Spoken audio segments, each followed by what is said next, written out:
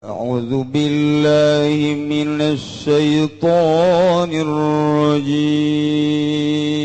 بسم الله الرحمن الرحيم اللهم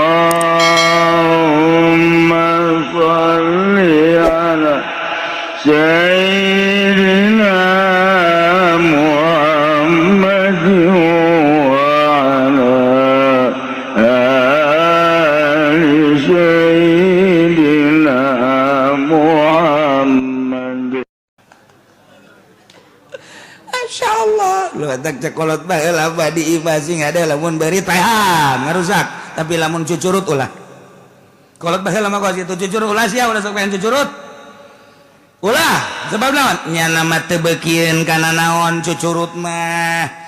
Sugannya nama beukieun ka beugabah teh cucurut mah. Sugan cucurut beukieun ka kitu naon-naon henteu nya nama. Ka daging teu beukieun cucurut mah. Beukinangan sakadar ka tulang doang. Ketika urang dahar kemudian tulang dibalangkeun ka kolong eta teh cucurut kadinya diseseupan ku cucurut cak cucurut teh ngadoa ya Allah ya Rabbi inu boga imah anu geus mere kadaharan abdi Gusti tingkatkeun rizkina Gusti lantaran nyana dahar daging abdi kabagian tulang na Gusti pang ningkatkeun tadi doakeun ku cucurut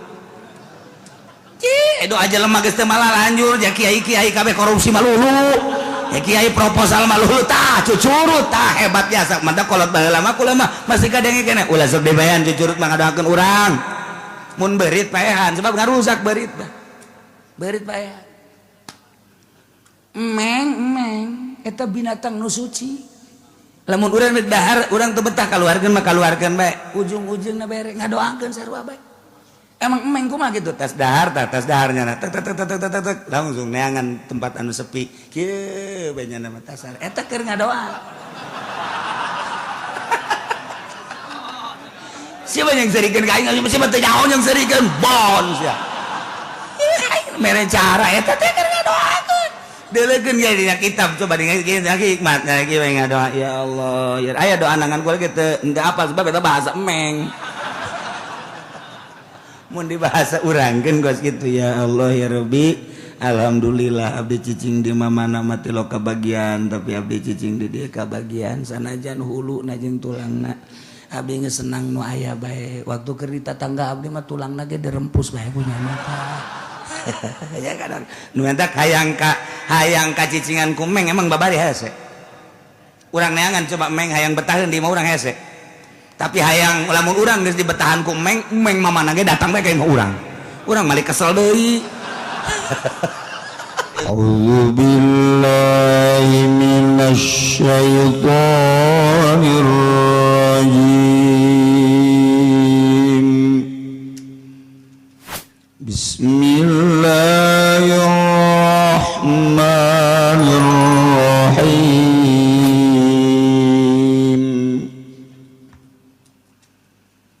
وَإِذْ أَنْجَيْنَاكُمْ مِنْ آلِ فِرْعَوْنَ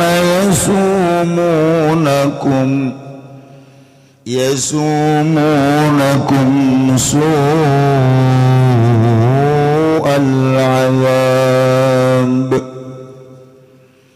يُقَتِّلُونَ أَبْنَاءَكُمْ وَيَسْتَحْيُونَ نِسَاءَكُمْ وَفِي ذَلِكُمْ بَلَاءٌ مِّن رَّبِّكُمْ عَظِيمٌ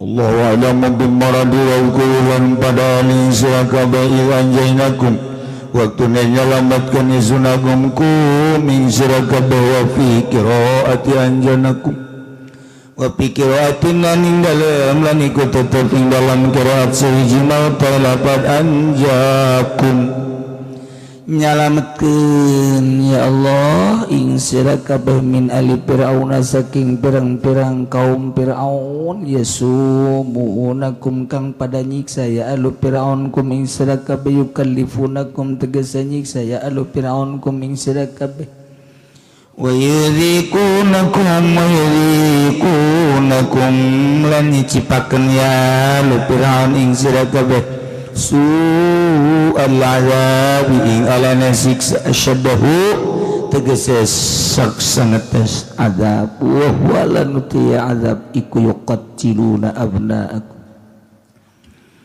kumataini iya alu Firaun kabeh ing pirang-pirang anak lanang sira kabawa yastahyuna lan pada nguripaken ya alu Firaun yastabaquna tegese ameh netepaken ya alu Firaun nisaakum ing pirang-pirang wadon sira kabeh wa fi dzalikum lan iku tetep ing dalam mangkono ail inja'i ail azab tegese nyalametkeun atawa siksa balaun utawi bala in'amun au ibtilaun tegese in'am parina nikmat atawa cocoba min rabbikum azim saking pangeran sira kabeh kang agung afala tata'izuna natah maka ora narima kaurukan sira kabeh pacan cahuna amakultum maka narima kacegah sira kabeh saking barang kang ngucap sira kabeh saking emak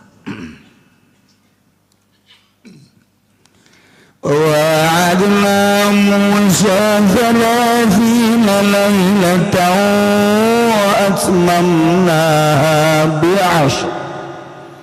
wa atmamnaha bi'ashrin fatamma miqatu rabbih فتم ميقات ربه 40 ليلة وقال موسى لأخيه هارون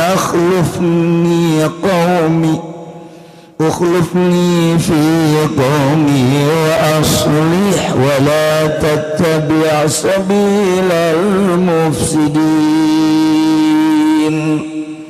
Allah alam bimaradi wa wa'adalanna janjikeun Sun Agung dialipin kalawan nganggo alif wa'adna waduh nahalan oranana alif Musa ing Kangjeng Nabi Musa salasina ing 30 apana lailatan wengi nukallimu ing dan tiaya tegese kang bakal rasan Sun Agung ing Musa ing dalem narika dari matutuge ya salasina bi aya sumaha kalawan yantah puasa ya Musa ha ing salasina wa hiya dzulqa'dah lan utaya salasina lailahi kubulan dzulqa'dah fasamaha maka puasa ya Kanjeng Nabi Musa ha ing salasin falamma tamat maka samang-samangsa sampurna ya salasin ankara maka inkar ya Musa khulufa famihi ing mambu cangkeme Musa pastaka maka nyiwak ya Kanjeng Nabi Musa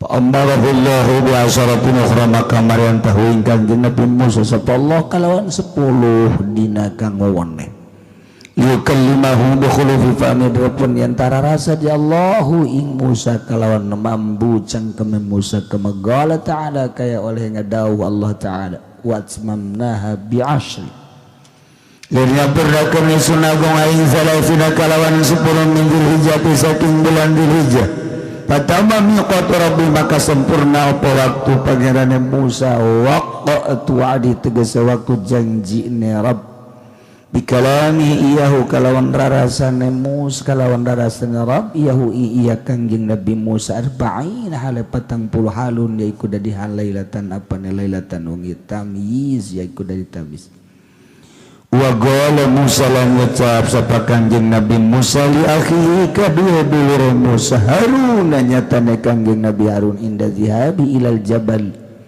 ing dalam nalika lumakuna Musa maring gunung Tursina lil munajati kena arah munajat ukhlufni ngucap ing lapan ukhlufni anggenteni sirah Haruni isun kun khalifati anas yaiku dadi khalifah ingsun fi qaumi ing dalam kaum ingsun aslih abrah lan maputakan batutakan sira ing perkarana qaumi wala tattabi' sabilal mufsidin lan aja anut sira ing dadalan kang ngarusak kabeh bimuwafaqatihim kalawan muwafaqatane mufsidin alal ma'asi ing atase pirang-pirang maksiat ing atase pirang-pirang maksiat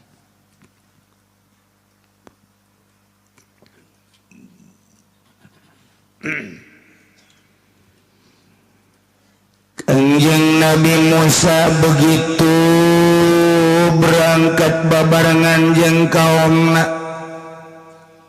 menuju negeri Mesir anu geus dipersiapkeun ku Kangjeng Nabi Musa. Persiapan kanggo jadi pengganti Raja Fir'aun anu geus teu aya di permukaan dunia. Tapi dak dumadak aya keanehan sebahagian kaum Kangjeng Nabi Musa anu sakitu ditutur-tutur diiring-iring. Terus ku Kangjeng Nabi Musa teh dirapi-rapi akidahna. Tetep ketika lewat ke hiji daerah anu kaumna nyembah ka batu ka patung. Endahan ngomong ka Kangjeng Nabi Musa, Musa, coba atuh kami bere pangeran. Cara itu tuh kami hayang nyembah ka pangeran nu kadeuleu. Ya Musa, ij'al lana ilahan kama lahum alihatun. Masya Allah. Kangjeng Nabi Musa teh beres pikir. Kangjeng Nabi Musa diiring-iring, dituntun-tuntun di dakwahan terus bae. Ketika leuleuh jelema sujud ka batu endahan men tanyana pangeran kos kitu. Cak Kangjeng Nabi Musa maknya aing kudu neangan pangeran sarian Allah. Sedangkan pangeran Allah teh faddalakum 'alal 'alamin. Anu geus meger kurnia ka aranjeun kabeh di zaman anjeun ayeuna. Maneh teh dibere kalaluginaan ku Gusti Allah. Beuh, pohara jasa ye. Make jeung hayang pangeran salian Allah atuh nanaona. Mantak lamun urang kuari dakwah. Cel di ditu nu nyembah ka patung ulah kaget. Belah ditu anu mangeranan ka batu. Jeung Nabi Isa dianggap pangeran, Siti Maryam dianggap pangeran. Belah ditu deui gitu nu mangeranan ka si buta, mangeranan ka kayu ka batu ulah kaget. Ieu Kangjeng Nabi Musa mah Kangjeng Nabi jana mah nabi. Kaum Bani Israel tadi omat-omat kadenya kade pangeran teh hiji Allah nu ngadamel langit jeung bumi. Beuh di hareupeun Kangjeng Nabi Musa mohon. Berangkat nyebrang jeung Kangjeng Nabi Musa melalui mukjizat blak laut dibelah ku Kangjeng Nabi Musa make tongkat. Kadeuleu eta mukjizat teh karasa ku jana nu ngarasakeun. Aju bunganya Nabi bisa nyebrang. Iraon mah kanyut dikerem ku laut Kulzum beserta kaum-kaumna. Ieu kan nyau kadeuleu ku batas sorangan berangkat menuju Mesir. Sebagian geus aya di Mesir, sebagian deui masih di jalan keneh. Ieu nu di jalan anu neuleuh ka pemandangan jelema nu ibadah ka patung. Endahan ngomong ka Kangjeng Nabi Musa, coba panggieunkeun patung kami cara itu. Teu beres mikir Kangjeng Nabi Musa. Jadi cak Kangjeng Nabi Musa nanaonan ieu. Tah nu mantak dilanjutkeun pan Gusti Allah teh wa faddalakum 'alal 'alamin. Gusti Allah teh anu mere kurnia ka aranjeun cak Kangjeng Nabi Musa terhadap alam kurang kumaha heuh. Kaum, eling. Ingat. Eling coba ge. Ya, dengekeun kumaraneh kabeh manya kudu menta pangeran tina batu. Manya kudu menta pangeran teh tina kayu. Eta mah makhluk teu boga. Boro-boro jang urusan urang buhunyana ge disungsepkeun kurang nyungsep.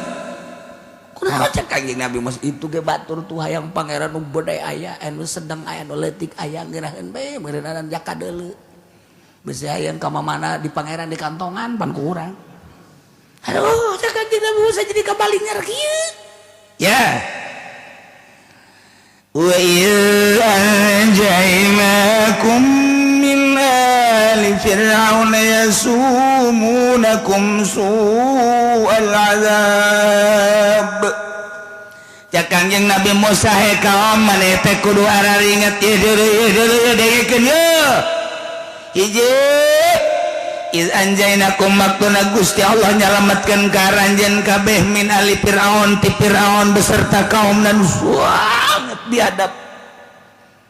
Kabiadabanana yasumunakum su'al azab. Nyiksa ka ranjeun. Nganiaya ka ranjeun dengan siksaan-siksaan wah raja asyadda. Teu inget maneh kana kasalametan eta. Pamaneh teh baheula teh dicaci, dimaki, dianiaya, disiksa ku Firaun teh teu karasa.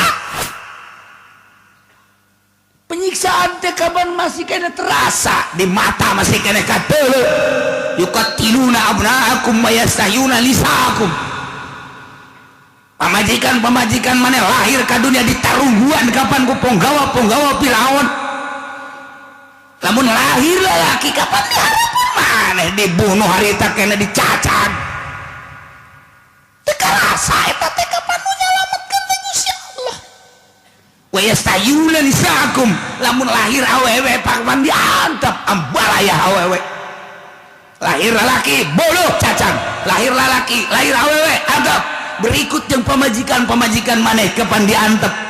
Ieu penganiayaan Firaun terhadap anjeun teh cikene kadeuleuh keneh kumata kararasakeun keneh yuqatiluna abnaakum wa yastayuna nisaakum wa bidzalikum bara'um rabbikum adzim.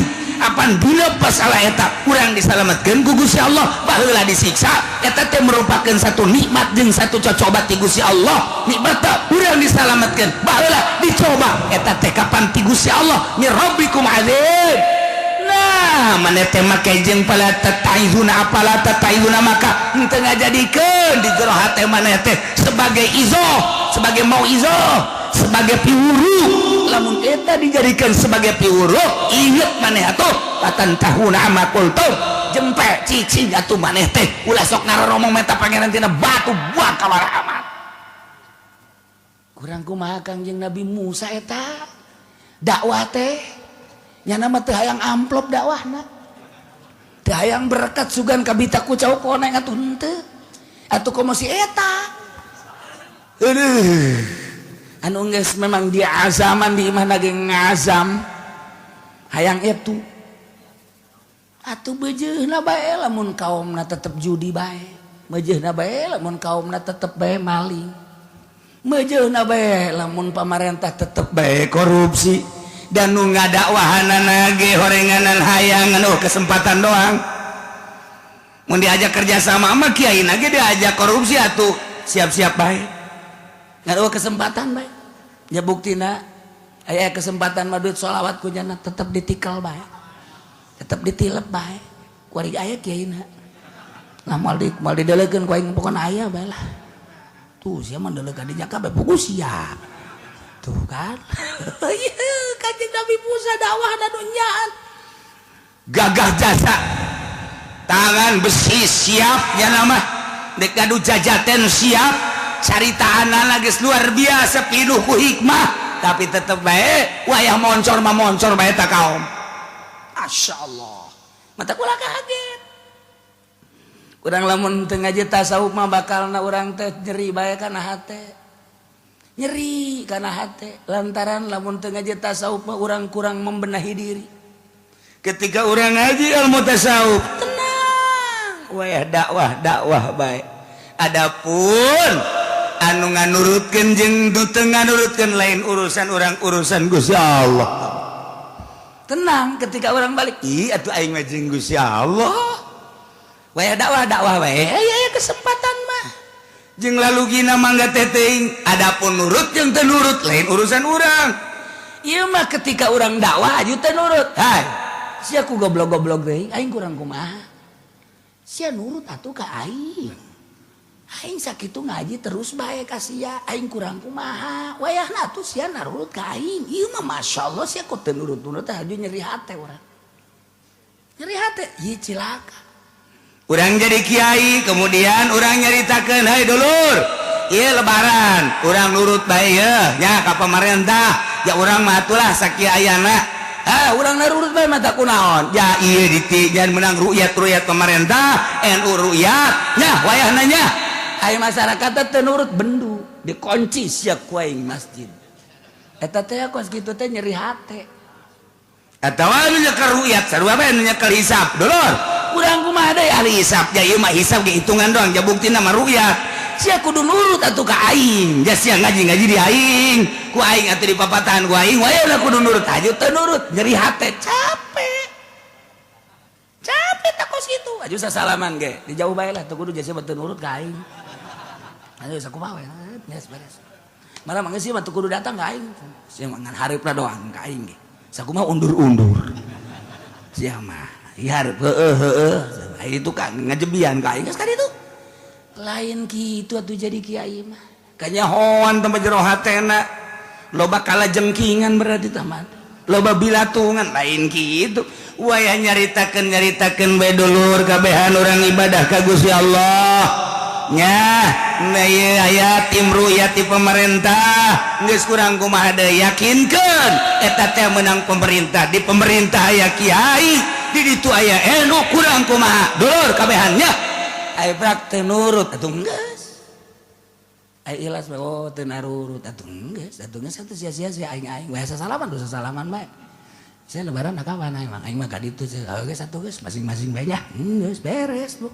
ngomong mah ngeunaheun coba bibukti rara tetangga kuari ya teu nyaba-nyaba acan bong beda lebaran sakit nanaonan eta kos kitu nanaonan ya tuh keyakinan mah hese dibiluk-bilukeun emang kumaha kitu keyakinanana sakumaha hesena nyana yakin supaya kahisab atuh hese urang hisab ge deuk ka ru'yat atuh hese ya urusanana ieu mah lain nu teu nyararaho nyaho ngan urusan keyakinan aya naon di jero hatena make teu yakin ka urusan ru'yat pamarentah aya naon deui di pamarentah make teu yakin ka urusan hisab anu sakitu hebatna meunang ulama atuh tah mah rarese ulah-ulah kakarakos kitu tah mah kakarakos kitu beleutik batur nyembah ka batu pikirkeun ku sia hese geus urang mah dakwah bae dulur sadaya ieu mah atuh sakadar nyaritakeun bae hisab mah kieu ru'yat mah kieu lamun bisa mah tah miluna ka ru'yat bae ulah ka hisab ya hisab tah bakaulna ge dhaif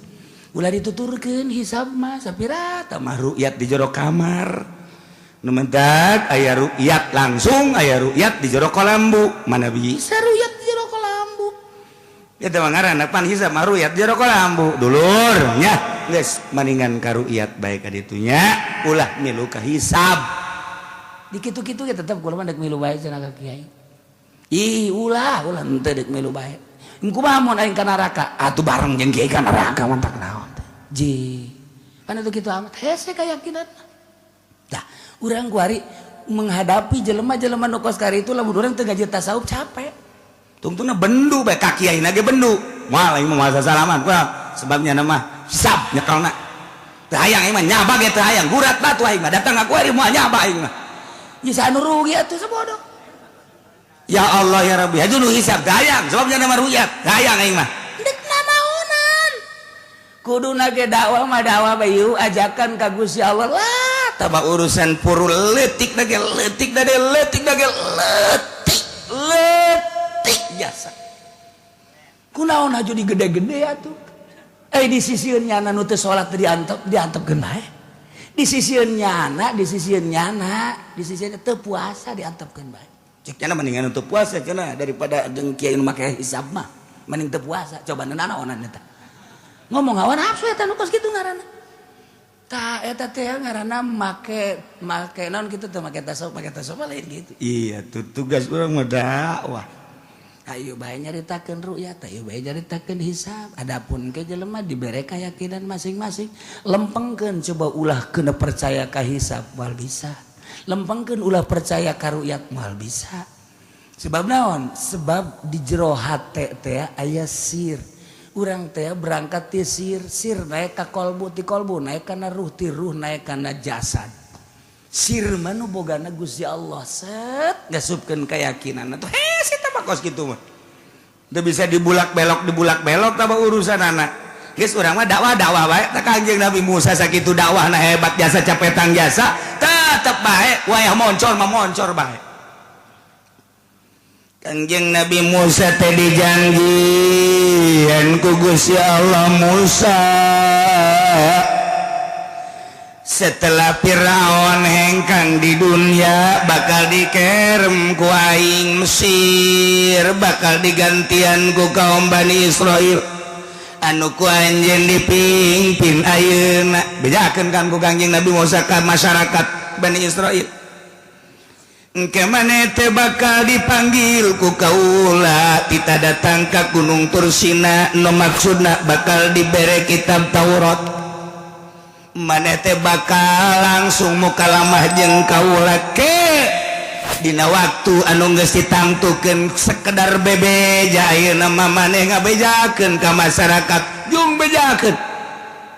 Kangjeng Nabi Musa dakwah, wahai kaum Bani Israil, Allah geus ngabejakeun Firaun bakal hancur, Firaun bakal pae, urang bakal salamet nyebrang laut kaler kulsum.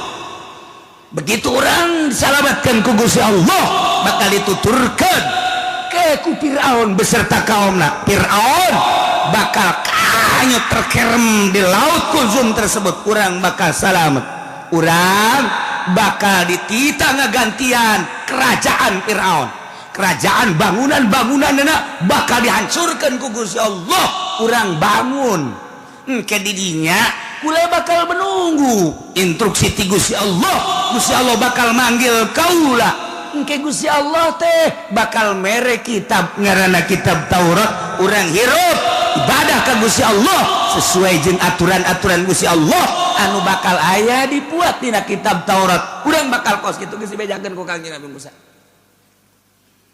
Eta kan pibakaleun pohar aja kan. Masyaallah. Kacaritakeun mah waktu harita Kangjeng Nabi Musa diudag ku Firaun. Kabeneran Firaun teh kapandek balik deui lantaran rarasaan Firaun ieu mah jalaut aing teh teu ngabangun. Begitu dek balik deui Allah nurunkeun malaikat Jibril dirupakeun ku Nabi kanu naekna Kangjeng malaikat Mikail.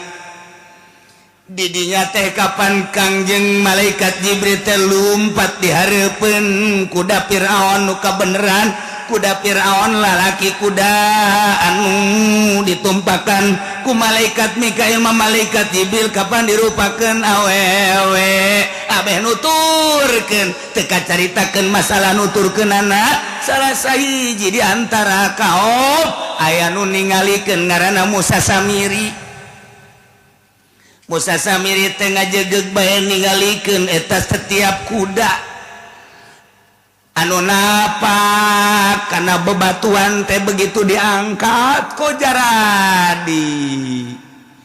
Malaikat Jibril teh garupa kuda. Ketika malaikat Jibril ngangkatkeun sukuna didinya teh jadi langsung jukut-jukut.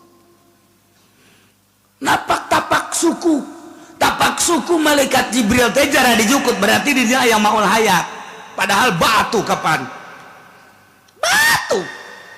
Koplak unggal tapak suku nak jarah dijukut. Ya Allah, Musa Samiri memperhatikan berarti di dia ayam maul hayat cak jalan. Erita langsung ku Musa Samiri dicokot eta urut tapak kuda malaikat Jibril teh sagenggeman. Nya nama balik deui ka Mesir.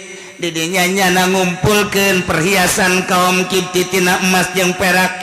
Didinya kunyana digodog sanggeus tadi godog dirupakeun anak sapi. Atuh reuga jadi anak sapi tina emas jeung perak anu sakitu indahna. Kuari kus Musa Samiri eta teh menang nyokot tina tapak kuda. Kitu malaikat Jibril diasukeun ka sungutna dibawakeun cek pikiran Musa Samiri lamun tapak kuda jara dijukut berarti lamun diasupkeun ka kuda bakal hirup ya kuda. Diasupkeun ka sungutna tak hirup. Kuda menangieun tina emas. Lain kuda, naon kata di anak sapi. Dibentukeun anak sapi pedet ngaranna, diasupan ku eta jadi hirup. Bayangkeun coba bisa lempang, mangkaning tina emas. Lain Mas Tono ieu mah. Asli. Kapan kaget? Kabeh hade indahna luar biasa. Bayangkeun ku urang aya anak sapi tapi bentukna emas. Emas dibentukkeun anak sapi. Ya Allah. Pohara jasa kapan? Atuh masyarakat barang geus beres kabeh pararae di laut. Musa Samiri nyieun-nyieun bae. Musa Samiri nyieun-nyieun bae. Cek Musa Samiri Musa anu ngaku nabi teh di mana meureun ayana ayeuna mah. Urang makan teh nyaho nu jelas mah kaula ieu adalah perwakilan ti Gusti Allah. Naon maneh ayeuna kehebatanana? Ya, anak sapi. Menangieun kaula titah ku Gusti Allah, ieu teh dijieun tina perhiasan kaum Kiptiane tina emas campur perak. Deuleu mengkilapna ge luar biasa. Nah, kuari jadi hirup ya anak sapi teh sok kira urang tongton ku kabehan. Bener dikaluarkeun. Jereba sarujud kabeh ka anak sapi. Brak sujud kabeh ka anak sapi. Atupan kabeneran kaum Kangjeng Nabi Musa anu kebagian teh kamari hayang patung teh menta ka Kangjeng Nabi Musa coba ijalana ilahan kami ge hayang pangeran nu kadeuleu cara itu tuh bareng datang ke Mesir neuleuh anak sapi disarembah atau langsung sujud deh berak teh sujud bae. Ya Allah ya Rabbi. Kuari suasana geus berubah deui kamari Firaun anu pohara biadab kuari Musa Samir nyieun anak sapi tina emas haju lamun digerokeun ku nyana ai pedet sini cak Musa Samiri eta lah coba tambah coba tunggu coba nyilek culak coba depak nurut jasa nyana kapan anu nyieun nyana anu ngasupkeun eta tapak ta naon kuda Kangjeng malaikat Jibril. Ya Allah ya Rabbi atuh geus bae jelema kabeh sararujud ke anak sapi mantak ulah kaget lamun di India kuari sujud ke anak sapi sararujud aya ti dituna teh anak sapi teh horegan masyaallah karim. Da tinggal kuari mah Kangjeng Nabi Musa dipanggil ku Gusti Allah. Kakarake ngadenge selenting bawaning angin bahwa di Mesir teh aya ekses anyar. Aya Musa Samiri nyieun anak sapi jelema kuari mah kadarinya kabeh ibadahna. Pohara. Cak Kangjeng Nabi Musa sugan teh hajur deuk narurut janten. Teu biasa bae. Pohara eta Kangjeng Nabi Musa sakitu ge eta dakwah pohara jasa tetep bae mah iwal bae masyarakat. Mentak lamun urang jadi kiai lah kiai mah sapira kiai atuh. Lain wali-wali acan. Boro-boro wali solihin ge lain. Ngan ngaran doang solihin. Lain boro-boro wali solihin ge lain. Komo nabi. Mentak kakarak haju diaromongkeun mah ku kiai deui, diaromongkeun ku ustad, diaromongkeun ku jawara, ulah nyeri hate. Ragap dada atuh sapira aing. Nyai mah ngariung lagi hayang berkat bae. Atuh wajar bae diomongkeun ku batur. Manya atuh nu lain wali di wali-wali. Tuh kiai anu mah wali, haju nyana muringkak bulu di wali-wali heueuh, buku lain. Teu bisa kitu. Ieu kacak Kangjeng Nabi Musa bae ge eta dakwahna tetes bae. Masyarakat teh kos kitu. Kangjeng Nabi urang mah komo sarua bae. Nah kuari mah Kangjeng Nabi Musa teh sesuai jeung perjanjian Gusti Allah. Musa anjeun teh dipanggil ku kaula kita menghadap bakal kapanggih muka lama jeung kaula jeung maneh datang ka Gunung Sinai ngan Musa ulah sambarangan boga syarat helanan siandek muka lama jeung aing mah naon Gusti syaratna hiji beteng teh helanan kosongkeun tina kadaharan dunia ulah dahar maneh jeung ulah nginum salila 30 poe ngan ai kitu mah ngabukaan doang setik sasiripit masalah atawa ngadahar korma secuil mah masalah lamun maneh kuat kos kitu bakal muka lama jeung kaula sok piceunan heula eta beuteung kokotor jadi Kangjeng Nabi Musa puasa 30 poe 30 peuting Masya Allah lain puasa cara urang kurang mah kapan puasa teh atungan pindah dahar doang nu tadina dahar jam 10 isuk-isuk atau jam 11 hari mantep nu tadina jam 5 setengah genep dahar ku hari mantep kebe dikapetingkeun anu tadina teu puasa mah dahar teh gan 2 kali barang puasa mah 4 kali nu tadina keur puasa mah teu aya-aya segala rujak segala naon barang puasa di aya-aya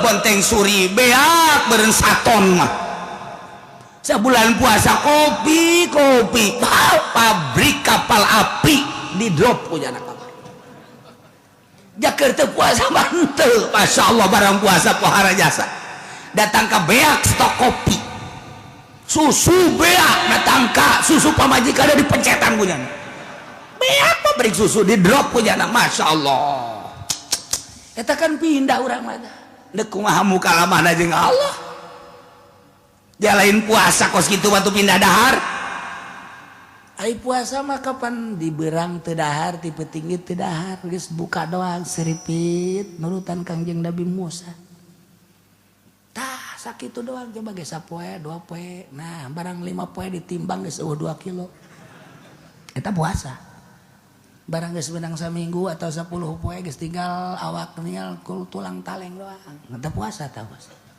eta puasa tah kos kitu tah geus eta kos kitu bakal boga kaindahan ieu mah tadina meme puasa ditimbang heula 60 kilo barang lebaran aya 120 kilo ieu mah bisa jadi pegulat atuh ieu mah Masya Allah paharanya saya mah kali Tuhan belum puasa teh kali Tuhan lain puasa tamah tuh kos gitu mah jadi buta ngadadak tamah tuh teh ya Kangjeng Nabi Musa ya Masya Allah puasa 30 poe 30 peuting seripit buka seripit peuting teu sare beurang teu puasa kan bulan naon ieu bulan Hapit barang beres 30 poe Kangjeng Nabi Musa dek berangkat ke Gunung Tursina menghadap Allah sesuai jeung panggilanana Kangjeng Nabi Musa ngarasa teu betah sungut rada bararau Kangjeng Nabi Musa nyiwak maksudnya supaya ulah bau ka panggih Allah beres nyiwak ditegor ku Gusti Allah Musa ulah jadi maneh menghadap ka kaula ayeuna lantaran aambean lu tadina seuit jadi bau tambah puasa 10 poe deui aduh cek Kangjeng Nabi Musa jadi kos kieu ya gara-gara nama Kangjeng Nabi Musa barang nyiwak nu tadina dikelilingi ku malaikat teh ngelilingi Kangjeng Nabi Musa nu mantap mengelilingi Kangjeng Nabi Musa lantaran kaambeuna seungit jelema nu puasa teh kapan ambe sungutna seungit ambe irungna seungit ambe ceulina seungit ambe kelekna seungit segala rupa seungit atuh malaikat teh juga pada ngarariung di madi Kangjeng Nabi Musa muteran Kangjeng Nabi Musa ka mana bae ge dibarengan ku malaikat lantaran seungit anu luar biasa kadang-kadang tembong malaikat teh kadeuleu ku Kangjeng Nabi Musa cek Kangjeng Nabi Musa ieu maneh saha ieu ambalayah lobaan amat ribuan kami kaum malaikat deuk naon maneh di dari cek malaikat kami teh ngambe sungut anjeun teh segitu luar biasa. Oh cek Kangjeng Nabi Musa pohara orenganan puasa bareng Kangjeng Nabi Musa nyiwak malaikat arindit kabeh dibere tembong ku Gusti Allah Kangjeng Nabi Musa. Hei malaikat di kamarana comeback Barat orang luar negeri berarti comebacknya neta. Ya Allah. Cek Kangjeng Nabi Musa dek barali ka mana? Ka nagara kami deui. Emang kunaon? Bau maneh ku ari mah. Gara-gara nyiwak bau. Ya Allah, nu mantek ditegor lah ku Gusti Allah. Musa, tambah 10 poe deui. Kangjeng Nabi Musa langsung nambah puasa deui 10 poe. Karak didinya Kangjeng Nabi Musa berangkat ke Gunung Tursina. Mentak pantas cak Kangjeng Nabi la khulufu fami shaim atyabu indallah min rihil miski. Yakin ai mambuna sungut jelema nu puasa leuwih seungit tibatan minyak misik masyaallah. Coba ge lamun dulur urang babaturan urang puasa coba kurang amban coba sia hah gitu coba aja pada nurut dan oh bisa utah dirinya orang pan teu akur sih cak Kangjeng Nabi la khulufu fami shaim atyabu min rihil miski pan je boro-boro leuwih tibatan minyak misik ge jeung minyak amreh ge henteu kun ya aneh di dituna indallah munggu Allah ambe jelema nu puasa leuwih seungit munggu Allah tibatan minyak misik kaambe laku malaikat madak lamun jelema loba dahar jauh ti malaikat ciri jelema nu loba dahar dayut beteung asa jelema nu dayut jauh jeung malaikat cak nu dayut ge pan nyinggung aing sia teu senang nu dayut goblok teu kiuci sampugu aing mah dayut ge lain kurang dahar sebenarnya nyaeta pugu maksudnya kayak gitu. Aya dayut loba dahar aya dayut aslina ti ditu ieu mah duni maksud teh dayut jelema loba dahar teu meunang aya dadahareun langsung di dahar dicaplok bae isuk-isuk langsung kopi jeung gitu buras beres aya deui gemblong di dahar deui kunyana aya deui gegeplak di dahar deui terus bae malah bakeur ngaji ge barang dahar bae naon bedana jeung orang koros eta jelema lamun aya jelema keur ngaji ngopi dahar eta teh bapana orang koros cek nu di luar sial ka aing atuh kadanan tapacara Kangjeng Nabi Musa 40 penting dek menghadap ka Gusti Allah atuh urang mah tapa teh keur ngaji tapa atuh 2 jam doang ieu mah keur ngaji ge teu bisa tapa masyaallah komo di imahna geus nyaho jasa imah di imahna mah geus pokona bakso asup somai asup kolot asup naon deui ayo coba beuh budak naon deui kunya ayo geura sagala rupa diasup-asupkeun atuh naon bedana jeung orek koros eta mah lamun orek koros liwat nya ge dadah sama nih ye sarua jeung orek koros euri orek koros ge masyaallah datangkannya nama digergetan ku ucing meng gregetan jasa meng nyala nyumpan goblok teh jelema sial teh jelema emang kunaon dahar ka tulang-tulangna di dahar cak meng goblok cak aing acan mantap koyana dahar sasakeun jak meng mah tuh mantep meng ge we nyumpahan teh ku galedeg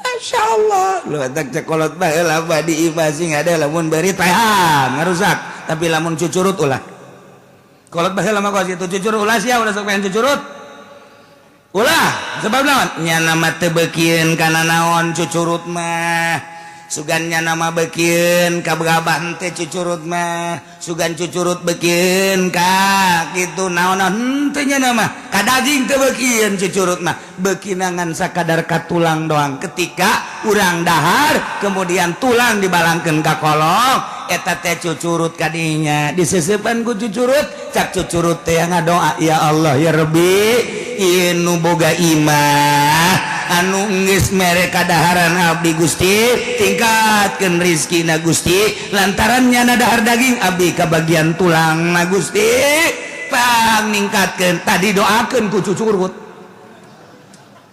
doa aja lemah geus teu malah lanjur ya kiai-kiai kabeh korupsi malulu ya kiai proposal malulu tah cucurut tah hebat biasa mantap kolot baheula mah kula mah masih kadenge keneh ulah sok dibayan cucurut mah ngadoakeun urang mun beurit paehan sebab ngarusak beurit mah beurit paehan emeng eta binatang nu suci lamun urang rek dahar urang teu betah kaluarkeun mah kaluarkeun bae ujung-ujungna bere ngadoakeun sarua bae emang emeng kumaha gitu tas daharnya tek langsung neangan tempat anu sepi kieu bae nya mah tasar eta keur ngadoa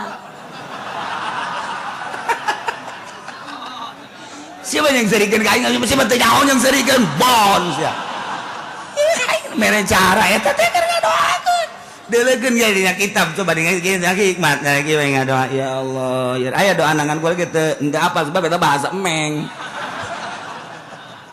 mun dibahasa urangkeun gos kitu ya Allah ya Rabbi alhamdulillah abdi cicing di mamana mati lo kabagian tapi abdi cicing di dieu kabagian sanajan hulu na jeung tulangna abdi geus senang nu aya bae waktu keur di tatangga abdi mah tulangna ge dirempus bae punya mata ya kadang nu entak hayang ka cicingan ku meng emang babari hese urang neangan coba meng hayang betaheun di mah urang hese tapi hayang lamun urang geus dibetahan ku meng mamana ge datang bae ka imah urang malik kesel deui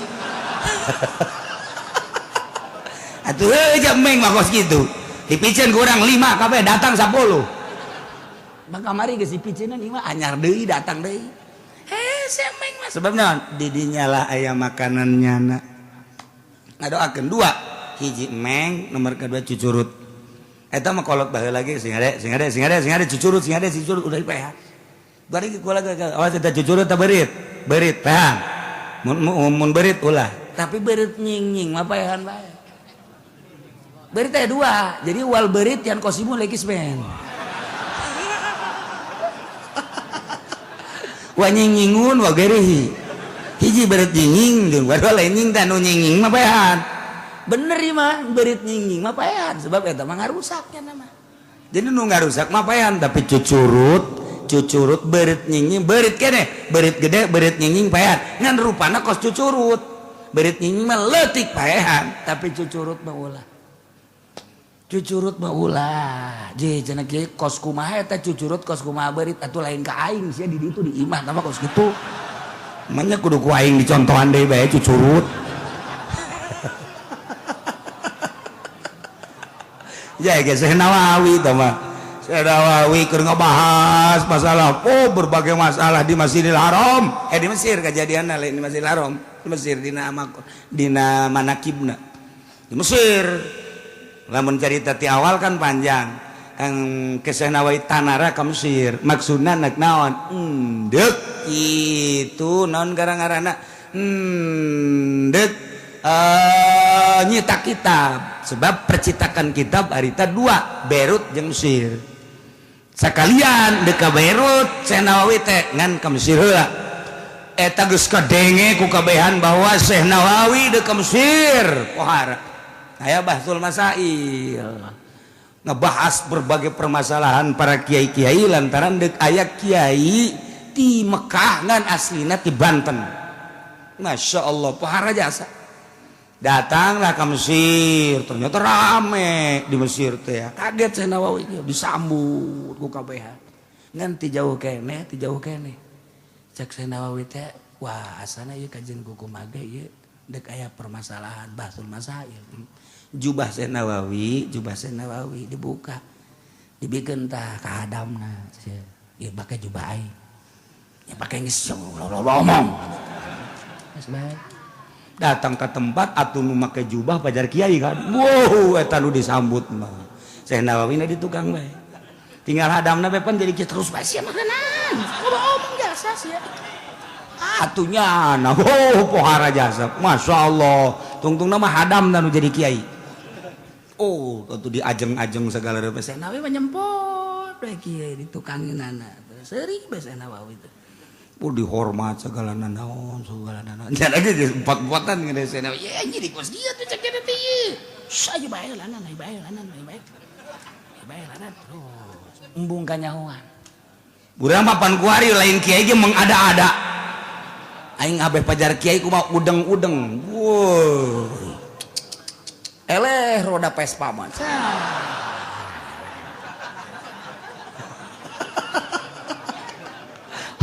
jubah 2 lapis hareudang elos penting aing pajar kiai beulanan Syekh Nawawi nu kiai asli embungeun disebut kiai bener bae Bahtul Masail kacaritakeun panjang ieu mah cepetna bae harita langsung kita ceramah Syekh Nawawi dipanggil nyana nyeleuk terus cak hadapna aing bisa naon atuh ieu tapi jaga Syekh Nawawi terus ngan menta cai heula jana ka Syekh Nawawi dijampean Masya Allah eta ngomong bahasa Arab masalah bisa kabeh waktu kabeh ge gideug bae kabeh di Mesir ge pohara jasa Syekh Nawawi itu pohara Syekh Nawawi hebat jasa padahal hadamna eta lain lalagaan heuh pohara jasa barang kanyawan geus turun kabeh terus ka masjid dara riu kabeh aya nu nyaho Nawawi mah lain eta ieu watuh kabeh sasalaman ka Syekh Nawawi nu asli teh kalau asli tuh cek Syekh Nawawi teh sakitu ge hadamna geus hebat sakitu ge hadamna geus hebat padahal mah nang niup barang dicokot deui jubahna kadekeun jubah teh geus kanyahoan kuari mah dipake ilmu eueuhan cara aing jadi bodoh deui ku ari. Jipan jadi kos kieu teh. Bodoh deui. Nah, Syekh Nawawi ku ari geus kajahoan biasa dieu kieu teh. Eta keur nyaritakeun masalah itu bubuahan. Bubuahan nu halal mana nu haram mana. Kan lamun Ki Holil mah waktu di Mekah nyaritakeun kapiting.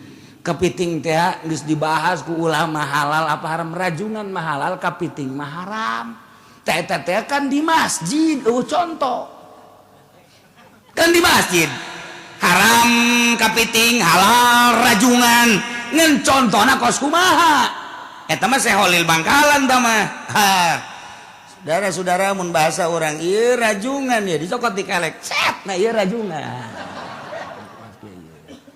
kabehan ge lain kaget rajunganan eta boga dikelek kok bijul ram lain masalah rajunganan tapi dikelek aya rajungan coba Holil ai kapiting kos kumaha belah katuh cenah kapiting mah di dieu cokot set ieu kapiting ditinggalkeun tah ieu rajungan tah ieu kapiting juga keluar Syekh Ki Holil nama jadi jang contoh doang eta kabeh ulama ulun bisa ngomong di Holil pun bisa nama cenah eta dikelek timbul rajungan timbul lamun Haji Pendi bisa ngaluarkeun rajungan jualannya nama tuh bisa bikin toko rajungan ujianana mantap terberean bisa nya nama boro-boro rajungan cacing itu jadinya nama tuh kan Syekh Nawawi mah lain di Mesir toh keur cerita bubuahan boh dibahas kabeh bubuahan cek Syekh Nawawi bubuahan yang ada ini mah belum seberapa ada bubuahan yang unik di Indonesia mah apa itu Nawawi cokot dikelek rambutan ya Allah ya Rabbi kabeh kaget tangkal rambutan dikelek naon deui cerita Nawawi anu unik nu aneh nu eueuh di urang di Mesir di dieu dicokot dieu salak Bogor dicabut dikelek kabeh ge maralotot we kabeh kiai lain lawanan di Nawawi mah pohara tuh ya Allah ya Rabbi dikelek datang kaya salak segala rupa tuh kabeh ge tercengang kabeh geus ulah dilawan di mana Nawawi mah ulah dilawan atuh bubuahanna naon ge ieu mah bisa diawak sorangan malah aya nu unik hiji deui nu eueuh di mamana iwal ti Pandeglang daerah kula naon eta Nawawi cokot ti dia di beuteung kadu iya ti rumingkang cek cenah ieu kadu pohara jasa eta Syekh Nawawi geus eta Syekh Nawawi pohara jasa pan Masya Allah kunaon eta bisa kitu nang riyadhah geus jadi ahli Allah mah naon bege kun fayakun Allah dibikeun urang mah puasa henteu naon henteu atuh aya kikituana coba cek jana jaing geus tahajud coba dikelek dikeun cabutan ku sia kelek datang keluar bege moal getihan bisa sama lain kudu kos gitu teman kudu puasa lillahi ta'ala Masya Allah nah ilah dikelilingi ku malaikat Kangjeng Nabi Musa alaihi salam 30 poe nyiwak malaikat kabur setelah ditambahan dari 10 poe malaikat ngeriung deui di Kangjeng Nabi Musa alaihi salam Kangjeng Nabi Musa kita berangkat ke Gunung Tursina jangan ya diberi kitab Taurat ku Gusti Allah jang tatagenan sebagai dasar hirup manusia salila dipimpin ku Kangjeng Nabi Musa alaihissalam ulah keluar ti kitab Taurat kos urang kuari ulah keluar ti kitab Al-Quranul Karim ketika urang keluar ti Al-Quranul Karim kuari mamual nanaon deuleu engke di akhirat anu ngagugulung lain Al-Quranul Karim rasakeun ke di akhirat rasakeun ke di akhirat kuari mah oke bae iya bae tapi engke di akhirat ku mah Masya Allah Karim nah iyalah Kangjeng Nabi Musa dipanggil sesuai jeung janji wa wa'adna Musa salasina lailah ngajanggikeun kami nu agung ka Kangjeng Nabi Musa 30 poe 30 poting teh maksudna nu kalimu nanti aya bakal rarasan dipanggil ku Gusti Allah dina nalika geus anggeus 30 poe ane Kangjeng Nabi Musa teh titah puasa biaya sumaha puasa 30 poe teh wa Zulqa'dah bulan hapit atuh Kangjeng Nabi Musa diparentah ku Gusti Allah pasomaha puasa Kangjeng Nabi Musa barang beres puasa Kangjeng Nabi Musa 30 poe an karo lupa pamih lain deui rarasan cek Kangjeng Nabi Musa ieu sungut rada kos kararieu ambeuna asa teu ngeunaheun amat teu bicara jeung Gusti Allah sungut bani bararau pastaka akhirna Kangjeng Nabi Musa nyiwak make susul maksudna ngabersihan susu ngabersihan bau sungut ternyata orenganan lain deui ditegur ku Gusti Allah pamarahullahu bi asyaratin ukhra kita puasa deui Kangjeng Nabi Musa 10 poe liukallimahu bi khulufi pamihi maksudna Allah yang rarasan teh make ambean urut puasa Masya Allah madak kita ditambahan dari Kangjeng Nabi Musa 10 poe ku Gusti Allah wa atmamna bi asyar kemudian Kangjeng Nabi Musa nyampurnakeun 10 poe di jumlah 40 poe patamma miqatu rabbi arba'in lailah sampurnalah waktu pangeran mere ka Kangjeng Nabi Musa waktu 40 poe 40 peting kuari magis 40 peting mantak urang puasa 30 poe hayang menang Lailatul Qadar mukalama teh urang dibentukeun Lailatul Qadar teu kudu datang ka 30 poe 27 poe geus boga Lailatul Qadar asal puasana model tadi puasa nu bebeneran bukana korban cukup hiji bae bu nginumna sasiripit besat beres sahur korma hiji nginum sasiripit sapoe 2 poe bertahan 3 poe tinggal kicep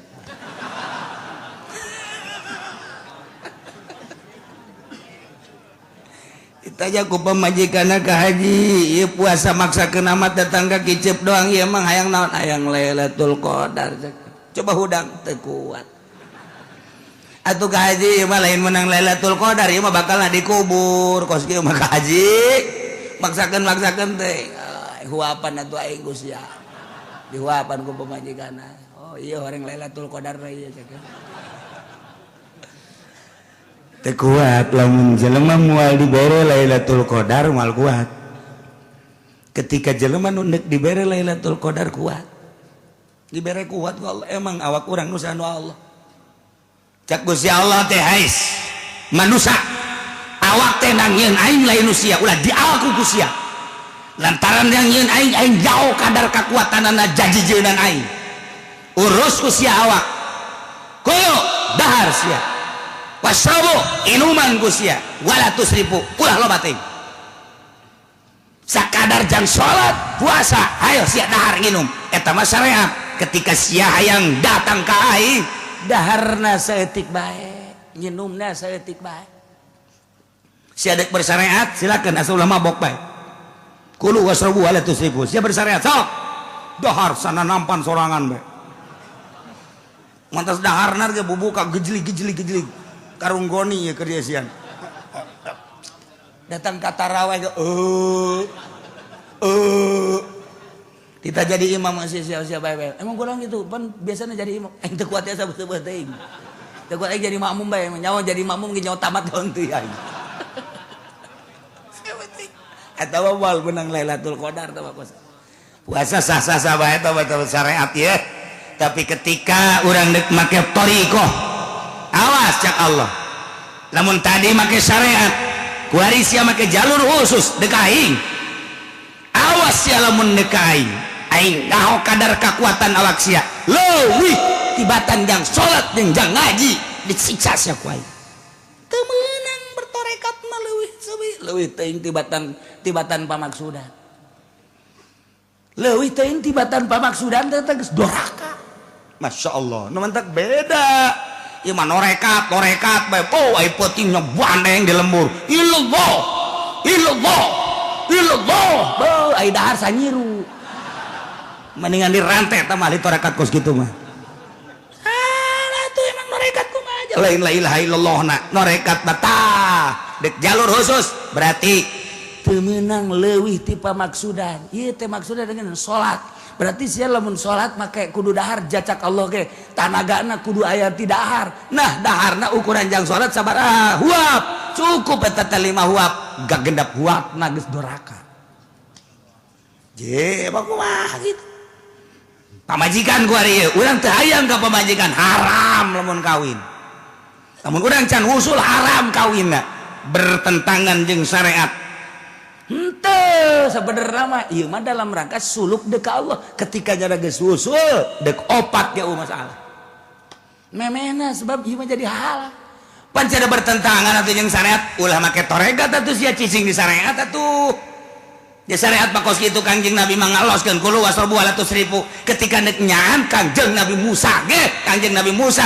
ieu 40 peuting berarti kan eta kaluar ti syariat Kangjeng Nabi urang naik ke gunung apakah dahar henteu mawa roti hiji teh eta teh sabaraha poe sabulan teh mah nya roti hiji sabulan sia mah roti hiji boro-boro nanaon ku sorangan bae ge leg kurang kene dak euy aya kene roti aya kene dah ieu hiji deui dilegeg deui leg aya kene dak atuh teh mah sia mah lain ibadah teh mah orek koros deui bae deka Allah balain deka Allah make aturan Masya Allah make aturan khusus tadi mah syariat secara umum ieu mah torekat secara khusus sebab dek menempuh hakikat atuh lain deui pakaianana lain deui ketika can usul mah dahar lain deui sare lain deui teu meunang we ahli torekat mah sare encan tunduh teu meunang ketika tunduh keur gaji ge hees bae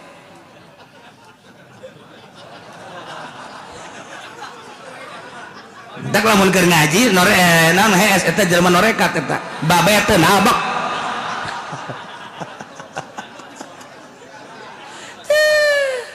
beda jalurna itu Masya Allah nah iya Kangjeng Nabi Musa dipanggil ku Gusti Allah nah teh imkanin Kangjeng Nabi Musa teh Musa ka dieu atuh langsung wae harita kene teu bisa make syarat Musa sia teh nabi aing sia teh rasul aing ketika deka aing puasa heula. Cacak nabi deka Allah dipanggil kudu puasa heula.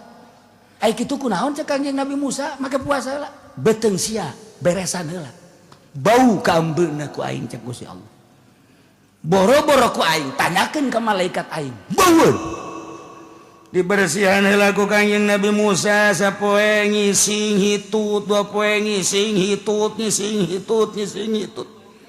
Berdatang ke nanaonan di jero beuteung teh 30 poe ka amba bau sungut teh. Nyiwak tegor ku Gusti Allah, pugu eta nu jang muka lama jeung aing teh puasa tamah deui sia. Fa atmamnaha bi asyrin fatamma miqatu rabbih 40 lailah. Jadilah 40 poe. Ieu syarat Kanjeng Nabi Musa dek muka lama jeung Gusti Allah di Gunung Tursina. Make syarat puasa heula.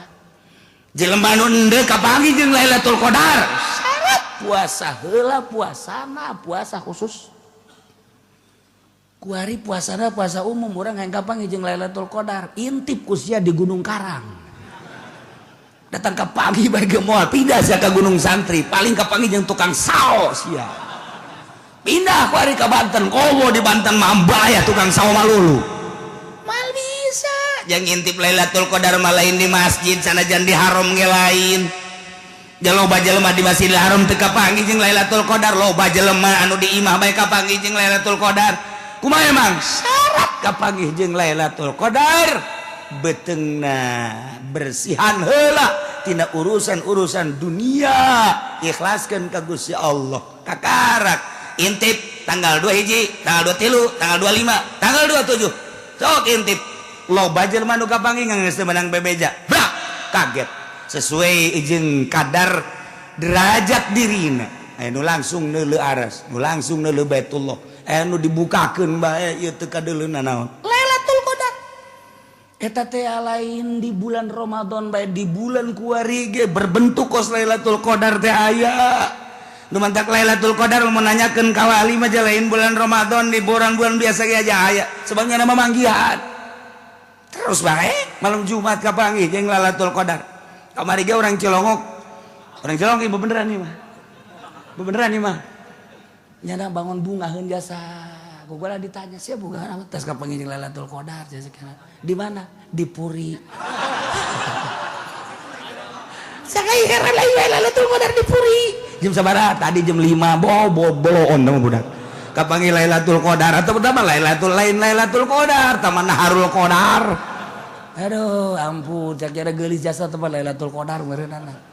Maksudnya sih ya, kata mah herang, cina kiai herang ngagenyai. Oh, merenyana ngadenge surah kiai bahwa Lailatul Qadar ngagenyai. Di Puri kapanggih jeung ngagenyai. Goblok teh jelema. Mata orang Cilongok bareng ditanya aku ulah KTP nama lain orang Cilongok lain. Mal aya orang Cilongok mah kos kitu moal. Mal bejakeun ku aing mah pokona. Teh Kangjeng Nabi Musa dek muka lama jeung Gusti Allah syarat puasa heula. Bersihan betul bersihan kolbu geus puguh ai kolbu mah Nabi berangkat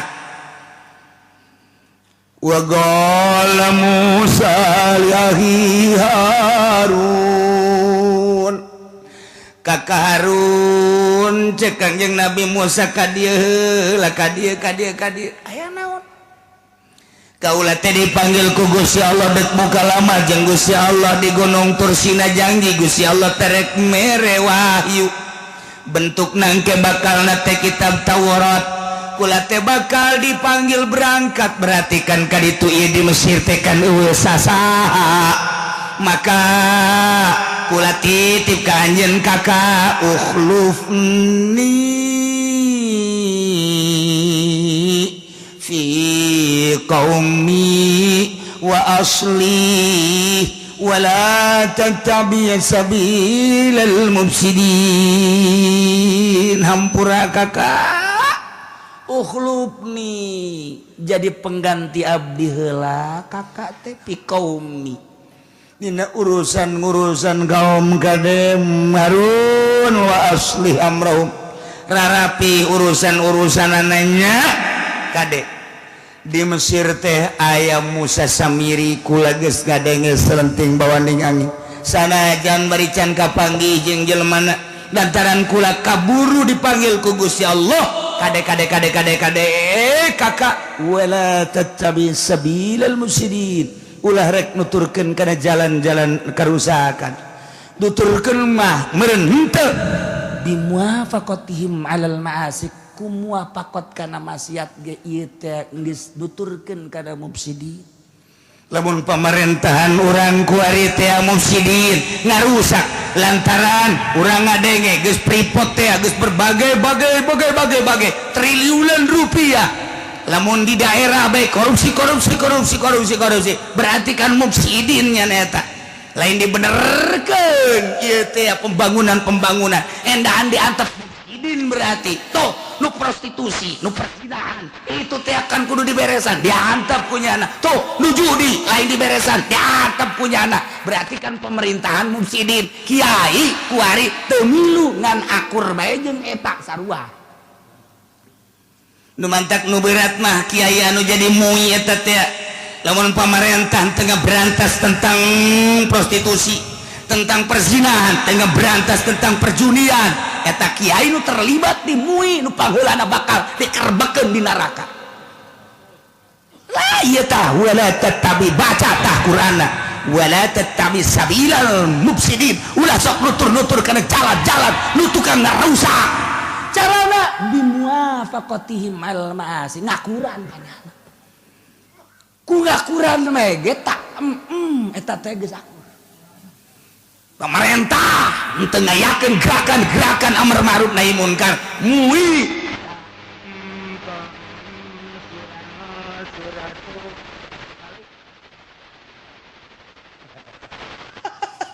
cuma teu nyaho tuh tokecang bae sirana si ratu tah sirana si ratu eta ratu teh awas eta bahasa kolot baheula wali eta je abang kumaha kita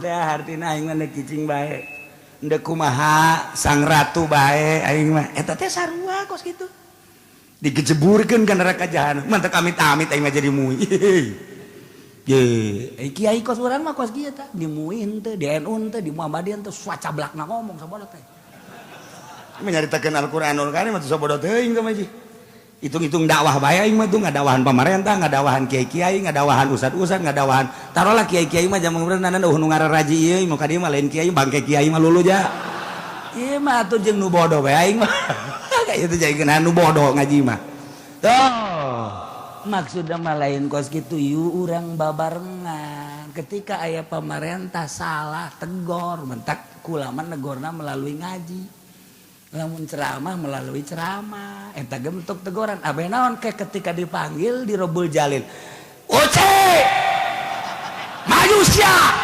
aduh aing waduh tinggal kaji pendi be hayo sia emangnya lagi itu bae ka aing mah ya tuh tenang bae sabaraha tahun sia hirup di alam dunia ieu tulisanna ieu Pak malaikat teh naon gawe sia ngaji jadi pemerintahan sa Jokowi aju gubernur sia sa Nenggelis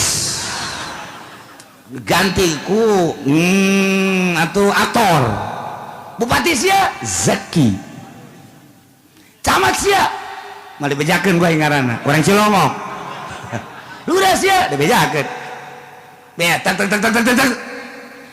waktu sia hirup di dinya pemerintah pernah henteu ngadakwahan ngancur-ngancurkeun prostitusi perzinahan henteu asa sicing bae tanyakeun ka tongtrong ulah poe minggu nongtrong dong maksudna deuk ngabejaan tah pemerintah teh teu pernah ngaberantas eta pemerintah itu korupsi teh dedengean mah korupsi teh jauh ai asli namangan dedengean be koran aya televisi aya jeung jelema-jelema nu deukeut ka pemerintah bejana nyana korupsi tunggal teh nyaho jatuh dibere bere geus saeutik aju sia pernah negor pernah ira negorna melalui pengajian ku gula ditegor eta teh bentuk negor kaula coba dipasang CD na ayang ke CD di itu Iya, bang wasiding ke itu, be, ayah. Bener. Cak Gusti Allah, malaikat, Haji Uci salametkeun. Mantep jasa aing, mantep jasa geus lah. Geus eta bentuk dakwah, itu negara-negara acan atuh kumaha. Tuh, tanu di MUI cicing bae, di NU cicing bae, awas. Di Muhammadiyah cicing bae, awas. Kuari nu rada dakwah bebeneran mata HTI, bangun bebeneran bangun, wallah alam bener jeung teu nama, bebenerannya nama bangun Al-Qur'an nyaho teuing nya jeung teu nama. Ngan suara Al-Qur'an didengungkeun, mana nu ngadengungkeun suara Al-Qur'an? Aya ujian Banten di jerona make aturan jihad bahwa salah satu kewajiban bangsa umat Islam adalah jihad fisabilillah, dijadikeunlah mata pelajaran, kemudian dijadikan kitu ujian. Kuari kapan dikritik ke pemerintah? Tuh masalah tuh urusannya anak mah di Banten. Satu sanawiyah jeung aliyah kata kos. Gimana cenah ki Banten aing teh nyaho. Kan kos kitu bae tah. Eta kan dikritik urang dek ngadirikeun secara praktis. Pasti dikritik bae di urang sebab Al-Qur'anul Karim negara Pancasila demokrasi. Iya ieu mah henteu naon kitu garana henteu ikut secara praktis sakadar ngabahas kos kitu lah.